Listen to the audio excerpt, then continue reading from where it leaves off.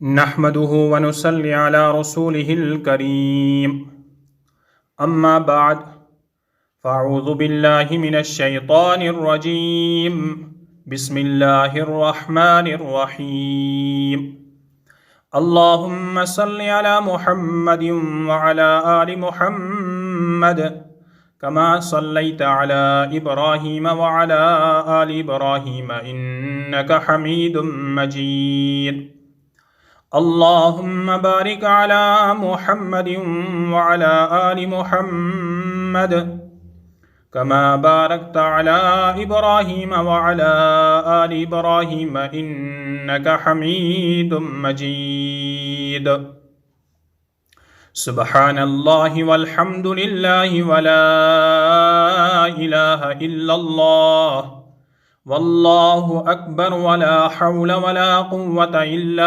باللہ العلی العظیم۔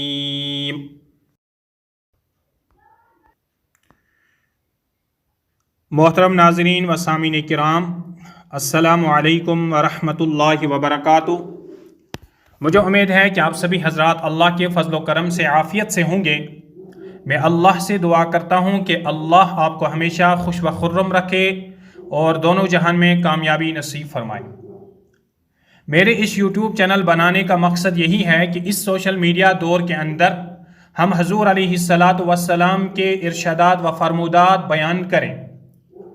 میری آپ سے گزارش رہے گی کہ میرے اس یوٹیوب چینل، جس کا نام آپ کے اسکرین پر دکھائی دے رہا ہے، اسلامی معلومات کا مجموعہ، اس چینل کو آپ سبسکرائب کیجئے، نوٹیفیکیشن کے بٹن آل پر کلک کیجئے تاکہ آنے والے ویڈیوز کے پیغامات آپ کو آسانی سے موصول ہوتے رہیں۔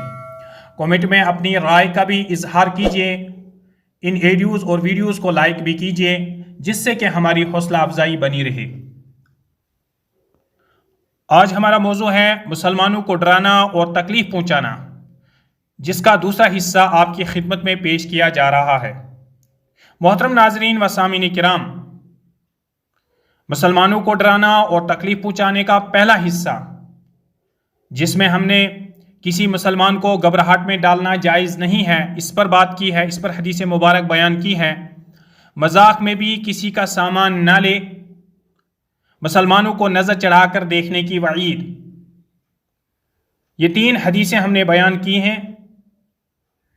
مسلمانوں کو ڈرانا اور تکلیف پہنچانے کا پہلا حصہ میں نے ڈسکرپشن میں ڈال دیا ہے، آپ کلک کر کے سماعت فرما سکتے ہیں۔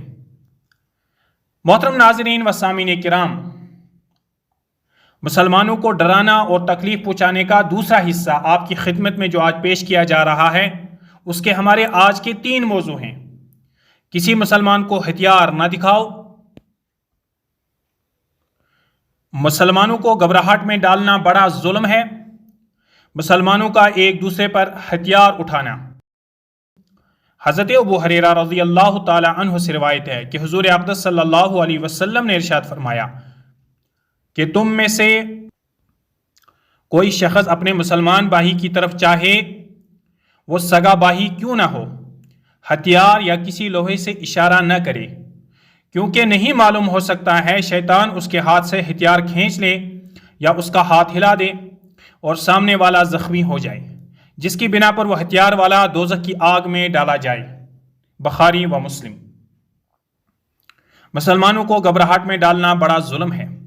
حضرت عامر بن ربیع رضی اللہ تعالی عنہ سے روایت ہے کہ ایک صاحب نے دل لگی میں دوسرے ساتھی کا جوتا چھپا دیا۔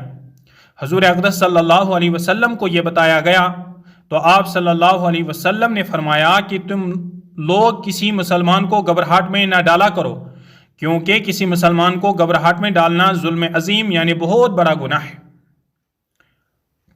مسلمانوں کا ایک دوسرے پر ہتھیار اٹھانا۔ حضرت ابو بکرۃ رضی اللہ تعالی عنہ سے روایت ہے کہ حضور اقدس صلی اللہ علیہ وسلم نے ارشاد فرمایا کہ جب 2 مسلمان ایک دوسرے مسلمان پر تلوار سے وار کرتے ہیں تو قاتل و مقتول دونوں جہنم کے مستحق ہو جاتے ہیں۔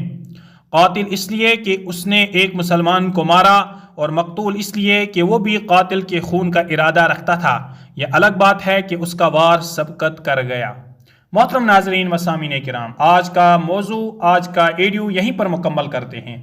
دینی پیغامات کو سننے کے لیے آپ اس میرے چینل اسلامی معلومات کا مجموعہ، اس چینل کو آپ سبسکرائب کیجئے اور نوٹیفیکیشن کے بٹن آل پر کلک کیجئے تاکہ جو بھی میری نئی ایڈیو یا ویڈیوز ہوں ان کا نوٹیفیکیشن آپ کو ملتا رہے۔